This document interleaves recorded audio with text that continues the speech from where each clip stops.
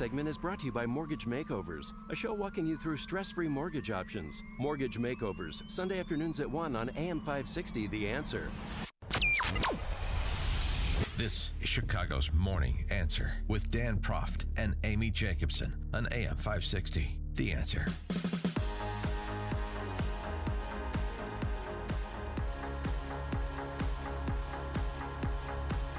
Good morning, Dan and Amy. Some of my observations from last night's State of the State address, or State of the Union address, excuse me. We actually have Governor Runner's State of the State address today. Oh, yeah, that's today at noon. Are you going to run down to Springfield after the show? That's going to be what you saw last night from Trump. You'll see 180 degrees different from Runner. In other words, it being interesting, it being substantive, it using actual stories to illustrate values and policies that flow from values. You won't see any of that. You'll see platitudes and flamflammery, some of which you also heard from Trump. There's not much policy detail, but I got to say, we talked about the kid from North Korea and the holding up the crutches, that William Wallace freedom moment. Just incredible. It was also, I thought, heartening to recognize all the Lenny Skutniks around in America. Oh, yeah. Remember Lenny Skutnik? We talked about this yesterday. The first guest of a president, Ronald Reagan brought him. He was the hero who saved people in the Air Florida crash in the Potomac, 35 years ago. They did a great job of honoring everyday people who've done extraordinary things. Military. Military accomplishments, whether it be a 10-year-old kid who put 40,000 flags on graves, police officer and his wife who adopted a heroin-addicted baby. Right. That was a good... but for me, I cried. Coast Guard. Yeah, the Coast Guard, the Cajun Navy. Yeah. I mean, there was a lot of... And then there was the heartbreaking moments, too. The parents. The Warren Bear family, Yep. as obviously their son Otto effectively murdered by Kim Jong-un in that brutal regime. And also the Cuevas and Mickens families who lost their daughters to... gang violence from people who shouldn't have been here in this country anyway. Yeah. Right. They were walking home from school and they got shot down. Those were tough. Those were tough moments. And it's that, those moments have where they've guests who have suffered great loss to illustrate a point about policy. That's not the first time that's been done, but it's powerful every time because this is what policy is about. Policy is about other human beings. That's what politics is about. It's about other human beings and how are we going to govern a free society.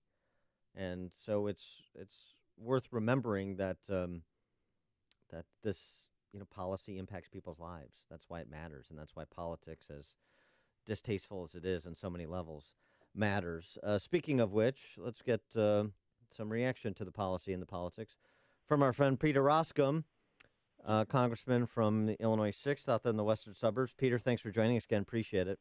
Dan and Amy, thanks for having me on. Good morning. Now, before we get into it, I just want to do a wellness check. Do you know, is the family emergency, I assume, that forced Luis Gutierrez from the chamber when the rest of you were chanting USA, USA, is everything okay with the Gutierrez family as far as you know? I don't know. I'm not dialed in on that hotline. Okay, so, all right. Did you see him flee the building? Well. Just want to check on him. Well, Congressman Holmgren sat over with Democrats as a show of unity. Where did you sit last night?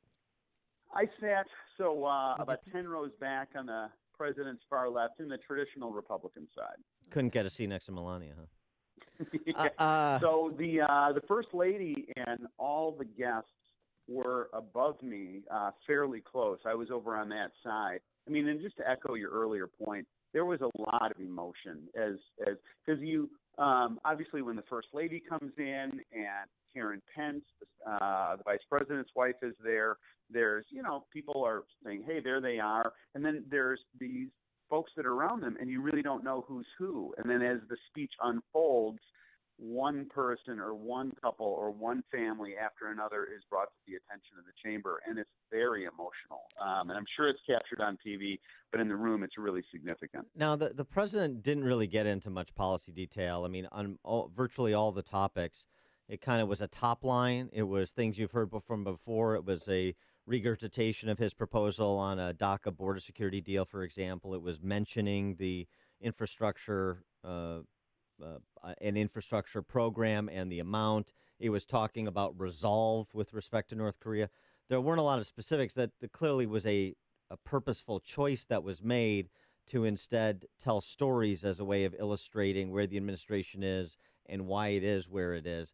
Did you think that was the right call that they made? Yeah, look, I think that nobody's really interested in a super detailed prescriptive approach on things. And I think that there will be a lot of folks that are going to analyze this today and compare it to previous speeches. But I think on balance, these tend to be a president outlining larger themes. I think this is a good format for President Trump that is tightly scripted and with a pace through the speech. He freelanced a little bit, you could just tell some of those catchphrases that he would toss out occasionally. But I think on balance, I think the speech, I think it resonated with most folks that were listening, not all, and not all in the chamber, that's for sure. Well, what do you think the Democratic reaction was? I mean, literally, they sat on their hands, and I know Republicans sit on their hands, too, when President Obama delivered a few State of the Unions. But when he's celebrating something so monumental as the lowest unemployment rate for African Americans in our nation's history, you'd think they'd stand up, and they did the cutaway shot, and they all looked like they were, going to the doctor's office, if you know what I mean. Yeah, right. Yes, yeah. Passing kidney stones. See? Yeah. No, look, I think there were a number of times when I looked over at the Democratic side, and a few of them would pop up, or there would be a ripple effect. And you've observed this all over the years, sort of back and forth. And, when he's celebrating the flag, when he's celebrating all of these sorts of things, I mean, how do you sit down?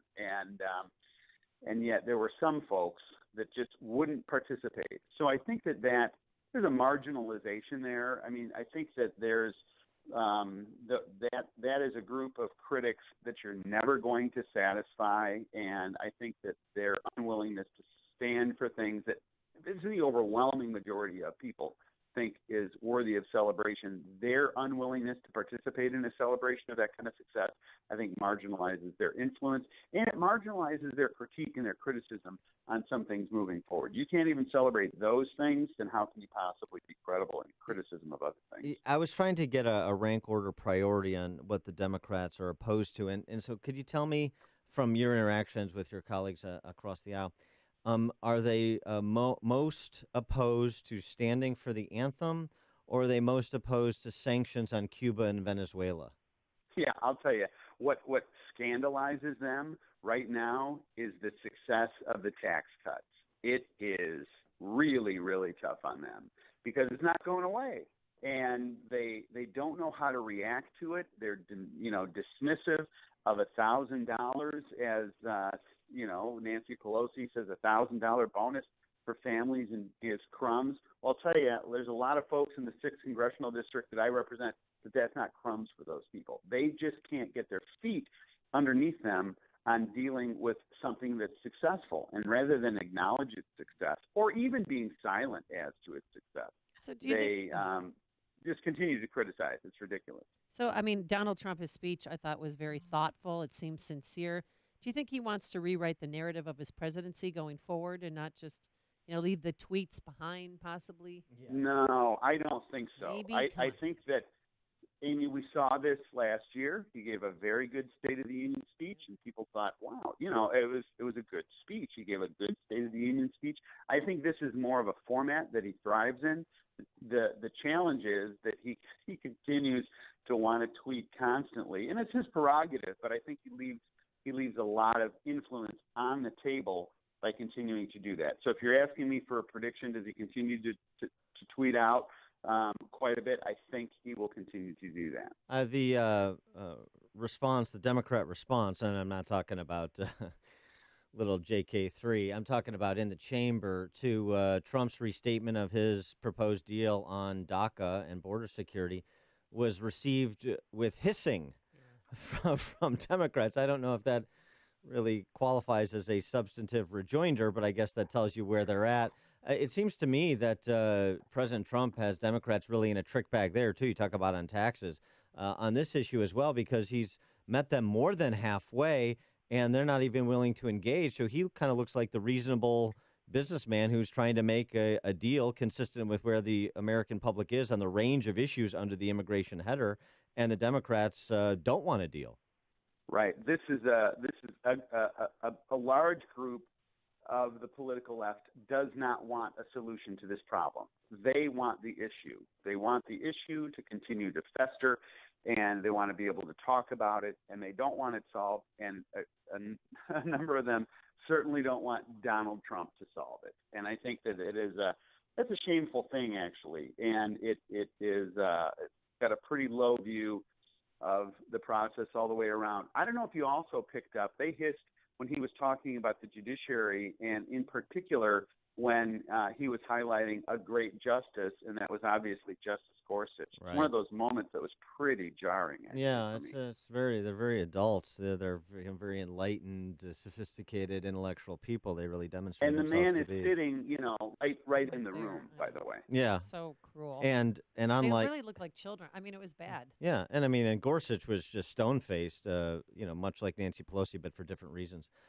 Here's the thing, Peter. Any concerns coming out of what the president says? Because I have some about President Trump's agenda, his statements on trade, as well as the $1.5 trillion infrastructure program, and exactly how that's going to, form, how that's going to be advanced in form. Right. So it's trade. There was another round of NAFTA negotiations last weekend up in Canada. There's one that's coming up in next month in Mexico. And it's very important that we negotiate good trade deals, but that we have trade deals. America wins on these, and to move back to a mercantile view of the economy is not the direction that we want to go. So that's the first thing, just a word of caution. It could be that he's just a good negotiator and he wants to drive a hard bargain, but I hope he doesn't blow up NAFTA. The second thing is, as you said, everybody wants infrastructure. The question is, how do we pay for it? And I'll tell you, I represent a constituency that pays toll after toll after toll. Mm-hmm. So the idea of going back and saying to my constituents, we're just going to raise the gas tax and it's going to all be great, that doesn't sound very, very good to me. So there's other challenges. And then look, the entire nature of the provocative offering on immigration has a lot of work to do. It could be an opening bid or an opening salvo, but there's a lot of conservatives that are concerned about the direction that the president is going. So those three areas are areas of caution. But I think on balance, it was a good speech. It was celebrating much which we celebrate in the United States, and I think it's a good venue for Donald Trump. Yeah, we were at a viewing party last night with a bunch of, conservatives, and nobody clapped when he offered 1.8 illegals a path to citizenship. But before we let you go, I want to ask you about the Nunes memo. Have you read it? I've read it. And? Care to share? And when it's released, I will be happy to opine, and I sign my life away on all kinds of things that I won't do until it's formally released. So do you think it needs to be released? Yeah, it needs to be released. I think it, it's not, in my opinion, there's been a lot of high expectations now that have been created by discussions of the memo. And, it's significant. It demonstrates a concerning trend. And I think that we should publicly discuss it, but it's not gonna, I don't want to overcharacterize it. Overcharacterization on balance is the death of persuasion, and I wouldn't overcharacterize the memo. Political question before I let you go. The Democrats and the D.C. press corps salivating over the prospect of a Democrat takeover of the House come November. They look at suburban seats like, Illinois 6 and say, 6th district. Yeah, say, college-educated women, plus 30 for Democrats, and in, middle to upper middle income suburban districts like Peter Roskam's, that's where we can make up ground and take back the House. How do you feel about your standing in district? I feel good about where we are. I think that we've got a good plan, and I've walked this journey before. You'll recall my opponent in 2006 was now Senator Tammy Duckworth, which is a highly competitive race. So I know the nature of what's coming and how to compete in that arena. And I also think that people are able to distinguish what they want, who they want in their representative, and the worldview that they want reflected. And I'm looking forward to the campaign. All right. He is Peter Roskam, Congressman from Illinois 6th. Peter, thanks for joining us as always. Appreciate Thanks, guys. And he joined us on our turnkey.pro answer line. This is the morning show more Chicago radio listeners are choosing. This is Chicago's Morning Answer on AM 560.